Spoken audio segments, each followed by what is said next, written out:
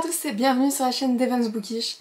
On se retrouve aujourd'hui pour une vidéo que je sors directement tous les ans finalement en retard, puisqu'il s'agit de ma rétrospective 2022, donc de mon bilan un petit peu de l'année 2022 qui vient donc de s'écouler il y a un mois maintenant.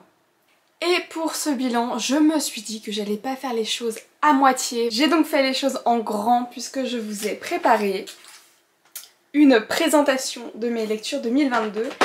Mais avant ça, avant toute chose, je voulais faire un petit bilan peut-être comme ça, face cam directement avec ce qui me vient à l'esprit. Pour ceux qui n'ont pas tout suivi, l'année dernière, je m'étais fixé plusieurs résolutions pour l'année 2022. Ai-je réussi à les tenir? Non, pas du tout. J'ai pas du tout tenu mes résolutions. J'avais prévu sortir environ une vidéo par semaine idéalement. Idéalement, je m'étais dit que c'était pas forcément ce que j'allais m'obliger à faire, mais que ce serait mon objectif. J'ai pas réussi à tenir. Les périodes de partiels et de stages ont été assez compliquées. La reprise des cours a été compliquée, mais je reviendrai peut-être un peu plus là-dessus, enfin plus tard. Donc j'avoue que je me suis absolument pas tenue à cette résolution-ci. Une nouvelle fois, j'espère que ce sera le cas cette année, mais pour l'instant c'est pas le cas. Au niveau donc de ce que je m'étais aussi fixé, je m'étais lancé le challenge de lire 200 livres en une année. Je ne vous dis pas si le challenge a été validé, s'il n'a pas été validé, vous allez bientôt, vraiment très bientôt le savoir, donc je vais pas vous spoiler. Qu'est-ce que je m'étais fixé également? Je crois que c'était juste être plus organisée et justement plus régulière dans ce que je proposais. Malheureusement, comme je l'ai dit, ça n'a pas été le cas. Par contre, je suis assez contente parce qu'il y a quand même pas mal d'éléments de contenu que j'avais l'intention de sortir ou que j'ai sorti qui me plaisent beaucoup. J'ai pu me mettre au vlog et juste ça, j'ai adoré. Bon, j'en ai eu 2,5, 3 que j'ai pu vous sortir, mais vraiment j'ai adoré ce format-là, donc je pense que j'en ferai beaucoup plus en 2022. En 2022, nous sommes en 2023 Isaline, il faut que tu t'y fasses, là ça fait un mois tout de même. Donc j'essaierai d'en faire beaucoup plus en 2023 parce que j'ai vraiment adoré ce format. Bref, passons à la rétrospective lecture. Juste lecture de l'année 2022. Passons à cette fantastique présentation que je vous ai préparée. Alors en 2022, vous avez donc tout de suite l'information, j'ai lu 194 livres.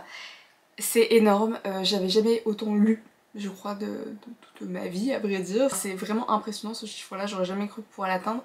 Bon, comme vous voyez, j'ai pas atteint les 200 livres, franchement je vais m'en remettre, c'est clairement pas une déception quoi que ce soit, je suis contente d'en avoir lu autant, j'aurais jamais cru y arriver. Donc voilà, c'est déjà plutôt pas mal je trouve. J'ai également eu, donc comme vous le voyez, 18 coups de cœur sur ces 194 livres.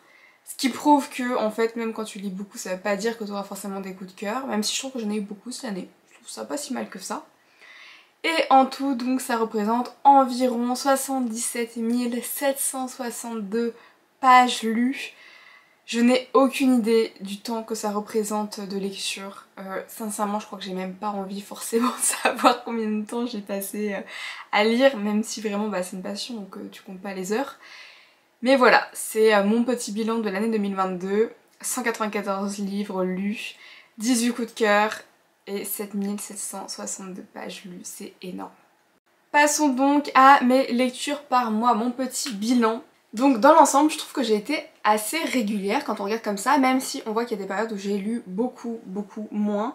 Période de mars-avril, c'est-à-dire les périodes où j'avais des examens.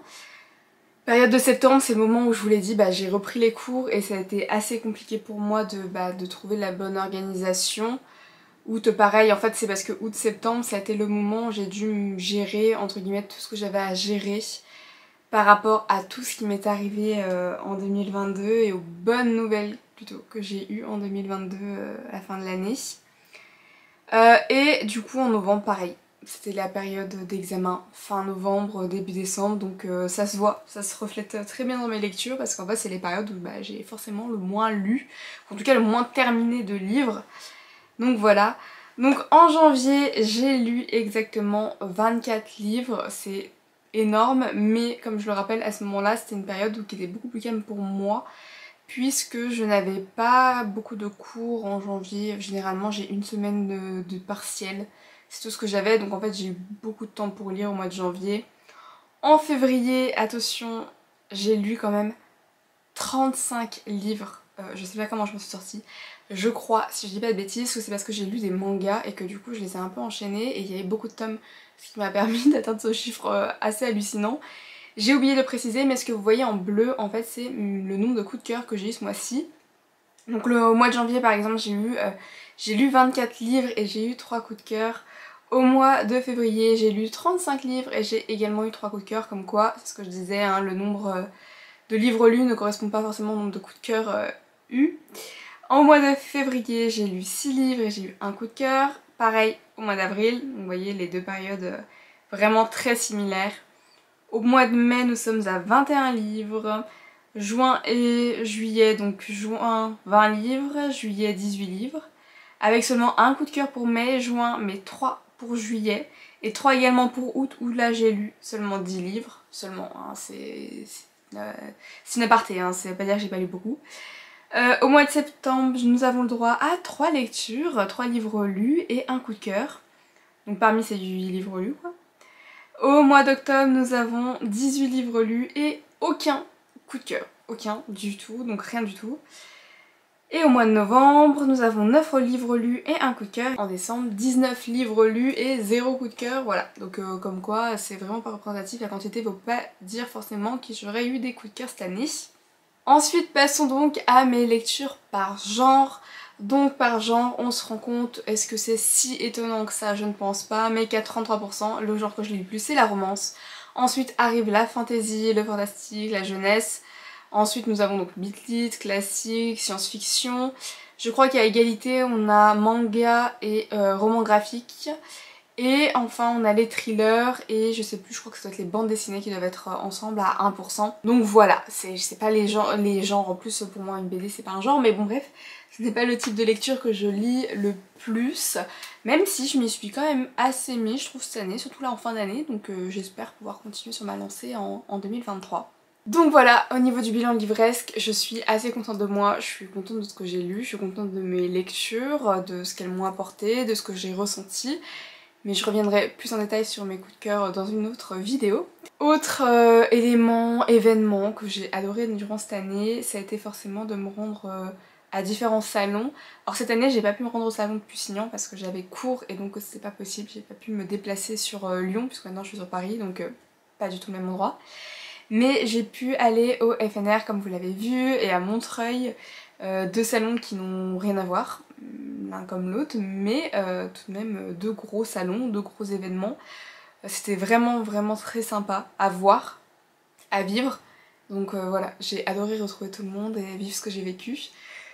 Donc en résumé, pour éviter que cette vidéo dure encore des plombes, cette année 2022 elle a été très riche. Beaucoup de choses, encore une fois, j'ai fait des très belles rencontres. J'ai vécu des choses que je n'aurais jamais cru vivre un jour dans ma vie. Et pour l'instant, je suis très contente de là où je suis, de là où j'en suis. Voilà, je suis assez fière de moi pour le coup. Donc j'aimerais bien que ça continue et j'aimerais bien pouvoir être encore plus fière de moi et de proposer d'autres choses, mais ça, vous le saurez très bientôt. Donc voilà, je vous en dis pas plus et je vous souhaite une très bonne journée et je vous dis à bientôt sur la chaîne.